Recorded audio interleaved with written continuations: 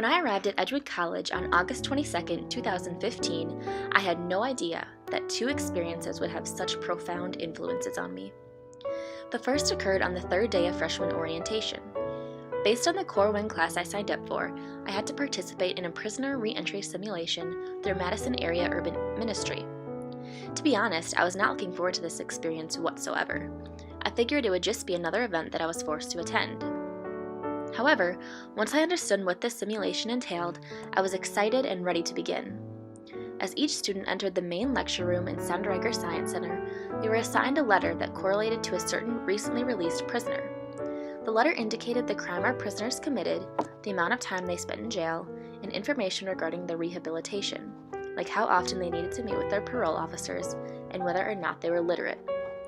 We were to take on the roles of these recently released prisoners by finding a job, clothing, food, shelter, and child support. There are volunteers from the community scattered throughout the entrance of Sonderegger waiting to help us with these tasks. If we did not meet with our parole officers or find a job within a certain amount of time, we could be arrested and sent back to jail by the volunteer police officers. This was a lot to digest in a matter of minutes. However, the timer started and off we went. I ran from each station to the next, trying to ensure I had a place to sleep at night and food to eat during the day. I also had to visit my parole officer and provide proof that I had applied for jobs. The line for each station was so long that I spent more time waiting than talking to the volunteers. This quickly made me realize the struggles newly released prisoners face and how easily they can be sent back to jail. How would you feel if you had bad credit and were not able to read, yet had to apply for housing? How would you feel if you had to pay for an ankle bracelet the authorities were requiring you wear? How would you feel if you had no way of transporting yourself to meet with your parole officer, resulting in missed meetings and more jail time? It is no wonder the recidivism rate is so high. The prisoner re-entry simulation was an eye-opening experience for me. It allowed me to walk in a recently released prisoner's shoes for a short amount of time and experience some of what they experienced. I have a much deeper understanding of the struggles, trials, and stresses they endure after spending time in jail or prison. Rather than making their transition to the outside world smooth and accommodating, society makes it nearly impossible to stay out of jail. It also teaches people to look down upon those who have been in jail or prison. However, my Core 1 and 2 classes taught me to view them otherwise.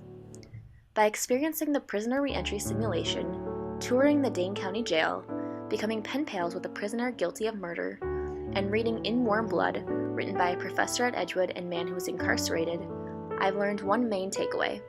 A person is more than the worst thing they have ever done. The second experience that greatly impacted me was my first practicum during fall semester of my sophomore year. I'm from a small town about 25 minutes from Madison. It is known as the only Waunakee in the world, or, for many people, the whitest Waunakee in the world. Needless to say, my community is not very diverse. There are very few people of color, and the majority of residents fall in the middle to upper socioeconomic classes. You can imagine the shock I felt when I attended my first practicum experience in the fall of 2016. I was placed in a kindergarten classroom in the Madison Metropolitan School District. Not only did the school not have central air conditioning, but over half of the students in the class were of color, something I definitely was not used to.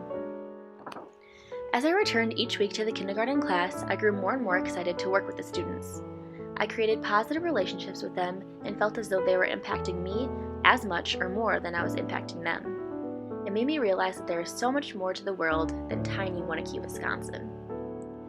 The prisoner re-entry simulation, my first practicum experience, and the education classes I have taken have made me more aware of the issues plaguing schools today. Racism, classism, and the school-to-prison pipeline are just a few examples. Students are not treated fairly based on the color of their skin and the amount of money their parents or guardians earn. This leads directly to the school-to-prison pipeline. Because people of color are not given an equitable chance to succeed and excel, they are much more likely to end up in prison.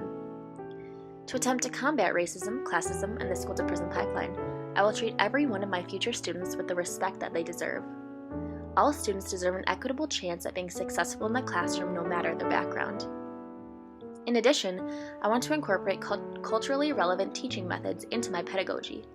I want to discover the knowledge and skills the students possess to allow them to excel further. It will also be critical for me to get to know my students to teach them best. It will be my job to discover their abilities because every student learns differently and at a different pace. I want to ignite a love of learning and instill within each of them that they are the future and that they can make a difference in the world. As I reflect back on my college career, I am amazed at how much I have learned and grown as a person. Throughout my 3.5 years at Edgewood, I have matured and come to realize the needs and opportunities of the world. I have learned that I possess a desire to help children succeed, not only in the classroom, but in life too. I believe that attending college has changed me for the better. I came across a quote by Nelson Mandela that confirms my belief. Education is the most powerful weapon which you can use to change the world. My education has helped to shape who I am, and I hope to mold young children's lives through education as well.